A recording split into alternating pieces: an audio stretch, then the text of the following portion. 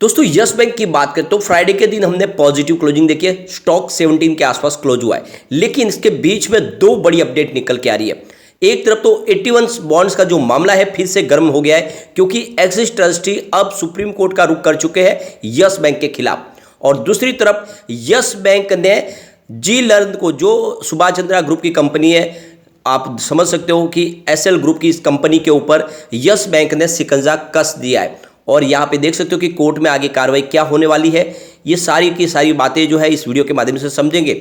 इसके अलावा yes bank को लेकर कुछ लेटेस्ट टारगेट निकल के आए, उन टारगेट को डिस्कस करेंगे और जानने की कोशिश करेंगे क्या इस समय हमें यस बैंक में इन्वेस्टमेंट करना चाहिए। वैसे अगर यस बैंक की बात करें तो सब कुछ यहाँ पे ठीक है, सिर्फ एक प्रॉब्लम है 81 बॉन्ड्स का, और ये रकम बहुत बड़ी है। 8,300 करोड़ की रकम है। ये उतनी ही लगभग रकम है जितना पैसा इनको एडवेंट और कार्यालय की तरफ से मिला हुआ। और ये अगर पूरा का पूरा पैसा अगर इनको चुकाना पड़ा या फिर इक्विटी जारी करनी पड़ी तो यस बैंक के लिए थोड़ी सी प्रॉब्लम हो सकती है।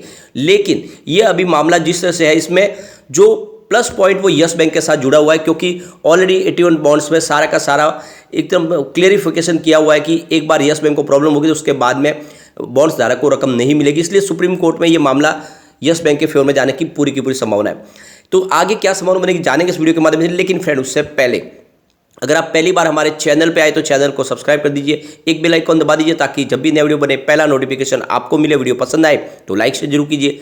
चलो फ्रेंड्स, वीडियो स्टार्ट करते हैं। मैं हूँ आपका दोस्त SB दवे और हमारे अपने चैनल ऑनलाइन कमाई में आपका बहुत बहुत स्वागत है।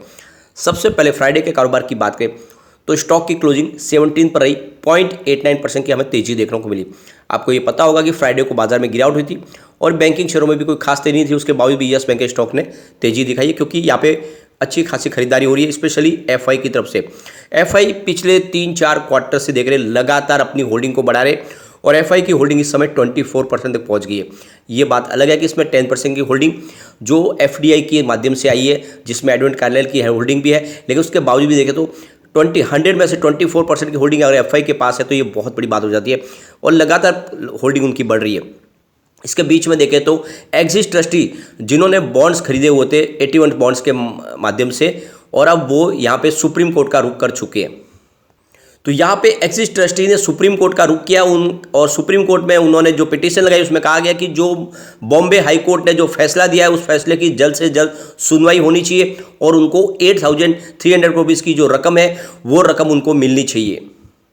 यहाँ पे एक्सिस ट्रस्टी की तरफ से जो पिटीशन लगाई गई उस पिटीशन में कहा गया है कि अगर यस बैंक की तरफ से कोई यहाँ पे PLA दर्ज की जाती है तो उस हमारी जो भी बातचीत हमारे मुद्दे को सुने बगैर फैसला एक तरफा न दे। यानी क्योंकि ऑलरेडी बॉम्बे हाई कोर्ट ने हमारे फेवर में फैसला दिया है तो यहाँ पे हमें सुनना चाहिए, और ऑर्डर देने से पहले हमारी साइड को सुनने के बाद में ही ऑर्डर आपको पास करना चाहिए।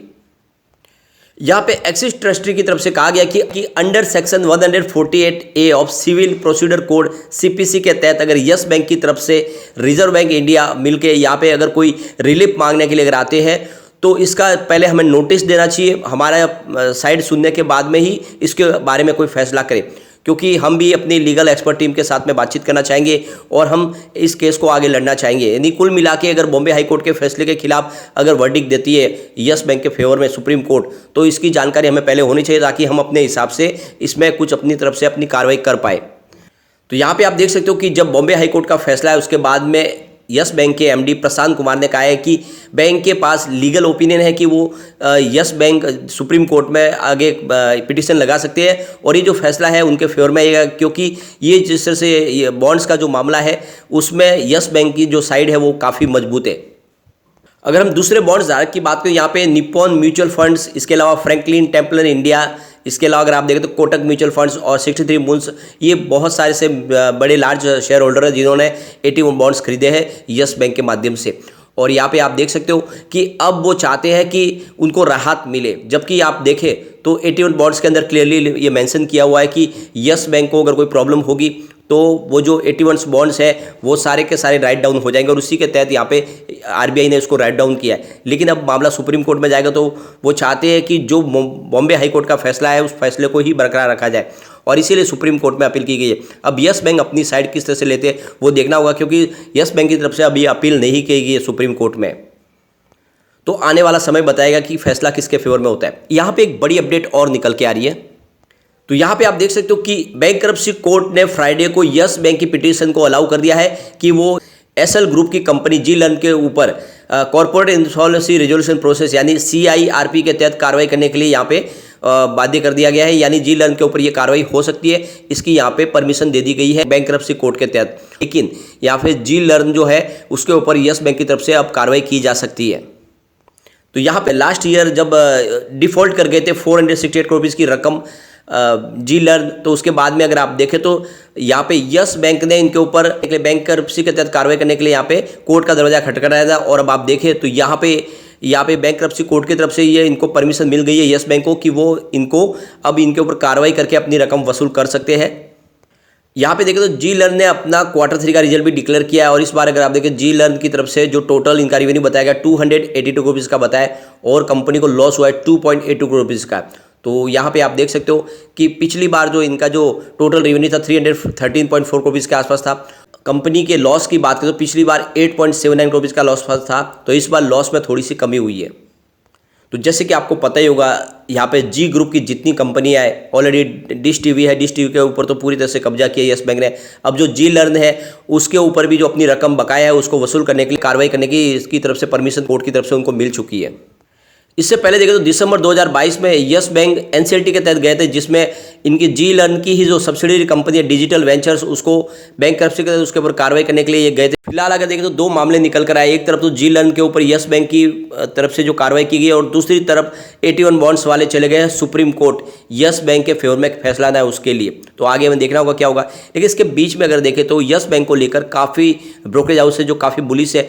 यहाँ पे आप देख सकते हो कि MK ग्लोबल फाइनेंशियल सर्विस की तरफ से संदीप पांडे का कहना है कि जो हाई रिस्क इन्वेस्टर है, जो रिस्क लेना पसंद करते हैं, वो इस समय यस बैंक में इन्वेस्टमेंट कर सकते हैं। अगर आप 4-5 साल के स्टॉक को होल्ड करते हो तो आपको 60 की प्राइस देखने को मिल सकती है। उनके हिसाब से करंट लेवल से 200% की शानदार रिटर्न देखने को मिल सकता है। तो कुल मिला के यहाँ पे MK ग्लोबल की तरफ से इसमें निवेश की सलाह दी जा रही है।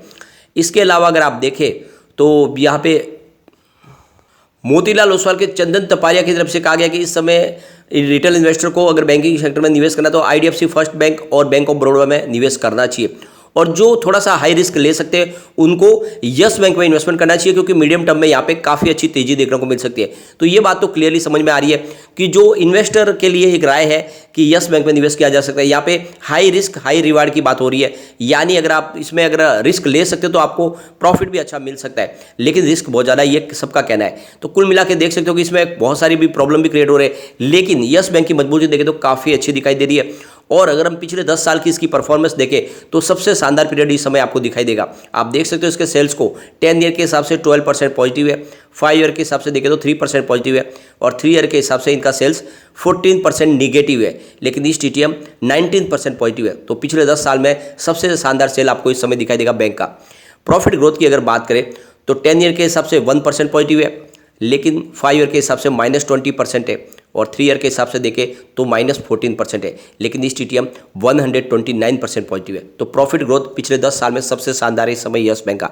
तो ये एक तरह से देखें तो काफ़ी अच्छा पीरियड दिखाई दे रहा है, और जिस तरह से डिजिटल टेक्नोलॉजी में यस बैंक आगे बढ़ चुकी है और काफ़ी अच्छे इनको अवार्ड मिल रहे हैं, क्योंकि ये आप देखें तो जीरो कार्बन पॉलिसी पे चल रहे हैं और आने वाले समय में अपने जितने भी इनकी ब्रांच है वो सारे के सारे ग्रीन एनर्जी के माध्यम से ही अपने कारोबार को आगे बढ़ाएंगे, जिससे एक तरह से देखें तो यस बैंक का विजन क्लियरली समझ में आ रहा है कि ये मौका है जब यस बैंक को निवेश करना चाहिए, क्योंकि ये जो मैनेजमेंट है ये यस बैंक को ऊपर लेके जा सकता है। लेकिन फ्रेंड, कोई भी इन्वेस्टमेंट करने से पहले अपने फाइनेंशियल एडवाइजर से बारे ले ले या अपना खुद का रिसर्च करें, क्योंकि मैंने वीडियो आपके एजुकेशनल पर्पज़ के लिए ही बनाया। वीडियो पसंद आए तो लाइक शेयर जरूर कीजिए और चैनल को सब्सक्राइब कर दीजिए। Thank you.